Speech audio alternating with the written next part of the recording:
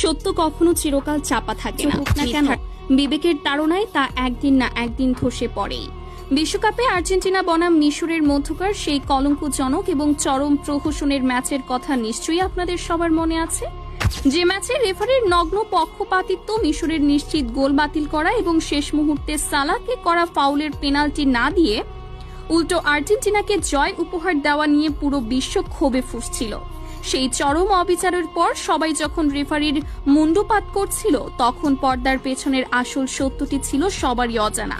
হ্যাঁ দর্শক, যে রেফারিকে পুরো দুনিয়া খলনায়ক হিসেবে চিনেছিল, তিনি আর নিজের বিবেকের কাঠগড়ায় নিজেকে ধরে রাখতে পারলেন না। শেষমেশ সামাজিক যোগাযোগ মাধ্যমে সরাসরি লাইভে এলেন সেই রেফারি, আর লাইভে এসে অঝরে কাঁদতে কাঁদতে তিনি এমন এক ভয়ঙ্কর এবং গা শিউরে ওঠা সত্য ফাঁস করলেন, যা শুনে আজ পুরো ফুটবল বিশ্বের ভিত কেঁপে উঠেছে। তিনি জানালেন আসল খলনায়ক তিনি নন, বরং তিনি ছিলেন দাবার গুটি মাত্র। লাইভ সম্প্রচার শুরু হওয়ার পর স্ক্রিনে যখন রেফারির মুখটি ভেসে ওঠে, তখন তাকে দেখে চেনার উপায় ছিল না। দুই হাত জোর করে কান্নাজড়িত কণ্ঠে তিনি পুরো মুসলিম বিশ্বের কাছে ক্ষমা চেয়ে তার স্বীকারোক্তি শুরু করেন। তিনি বলেন, আসসালামু আলাইকুম, আমি প্রথমেই আপনাদের সবার কাছে, পুরো বিশ্ববাসীর কাছে এবং বিশেষ করে মিশরের কোটি কোটি ভক্তের কাছে ক্ষমা চাচ্ছি। ওই দিন আমি মিশরকে হারাতে চাইনি। সালাহ বা মিশরের কোনো খেলোয়াড়ের প্রতি আমার ব্যক্তিগত কোনো আক্রোশ ছিল না, কিন্তু আমি ছিলাম অসহায়। আমাকে ওপর থেকে কঠোর নির্দেশ দেওয়া ছিল যে যেভাবেই হোক আর্জেন্টিনাকে জেতাতে হবে এবং মিশরকে হারিয়ে টুর্নামেন্ট থেকে বিদায় করতে হবে। তিনি কাঁদতে কাঁদতেই বলতে থাকেন কিভাবে ফুটবলের এই বিশ্ব মঞ্চকে একটি বাণিজ্যিক নাট্য মঞ্চে পরিণত করা হয়েছে। তিনি ফাঁস করেন যে ম্যাচের আগেই তার কাছে কর্তৃপক্ষের উচ্চ পদস্থ কর্মকর্তাদের কাছ থেকে কড়া বার্তা এসেছিল। তাকে পরিষ্কার জানিয়ে দেওয়া হয়েছিল যে আর্জেন্টিনা যদি আগেভাগেই বিদায় নেয়, তবে আয়োজক এবং সম্প্রচারকারী প্রতিষ্ঠানগুলোর কোটি কোটি টাকার লোকসান হবে।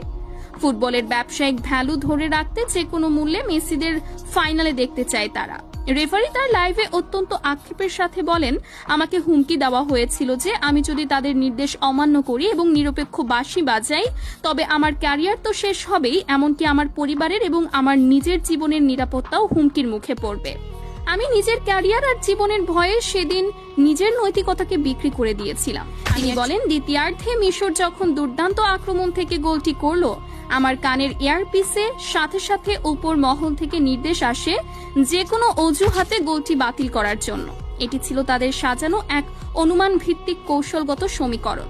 আমি বাধ্য হয়ে ভিডিও প্রযুক্তির সাহায্য নেওয়ার ভান করি এবং 1 মিনিট আগের একটি অতি সাধারণ বল হারানোর ঘটনাকে ফাউল বানিয়ে গোলটি বাতিল করি।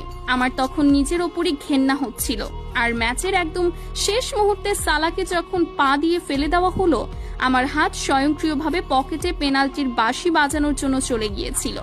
সেটি দিনের আলোর মতো স্পষ্ট পেনাল্টি ছিল, কিন্তু কন্ট্রোল রুম থেকে আমাকে চিৎকার করে বলা হয় বাঁশি না বাজাতে।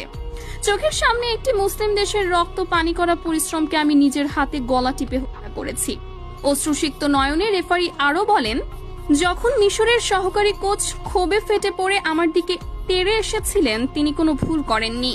তিনি তার মাতৃভূমির প্রতি অবিচারের প্রতিবাদ করেছিলেন, আর আমি ওপর মহলের নির্দেশে তাকে লাল কার্ড দেখিয়ে মাঠ থেকে বের করে দিই। কিন্তু সবচেয়ে বেশি যে দৃশ্যটি আমাকে রাতে ঘুমাতে দেয় না, তা হলো মোহাম্মদ সালাহর সেই হাসি। আমার এত বড় অবিচারের পর সালাহ যখন অসহায়ভাবে হাসছিলেন, তখন আমি বুঝতে পেরেছিলাম যে তিনি বুঝে গেছেন এই লড়াইটা প্রতিপক্ষের সাথে নয়, বরং এই দুর্নীতিগ্রস্ত পুরো সিস্টেমের সাথে। সালাহর সেই হাসি আমার বুকে তীরের মতো বিদ্ধ হয়েছে। আজ লিওনেল মেসিও যখন লাইভে এসে সত্যটা স্বীকার করে নিয়েছেন, তখন আমি আর চুপ থাকতে পারলাম না। যে মেসি নিজে বিজয়ী দলের অধিনায়ক হয়েও সত্য বলতে দ্বিধা করেননি, সেখানে আমি এই মিথ্যা জয় দিয়ে কি করব?